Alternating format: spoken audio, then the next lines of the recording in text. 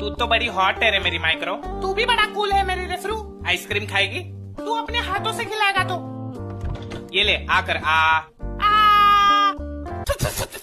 वटाना छी। नहीं माइक्रो, कैसे फटीचर लोगे यार। आइसक्रीम के डिब्बे में वटाना, चॉकलेट के डिब्बे में धनिया।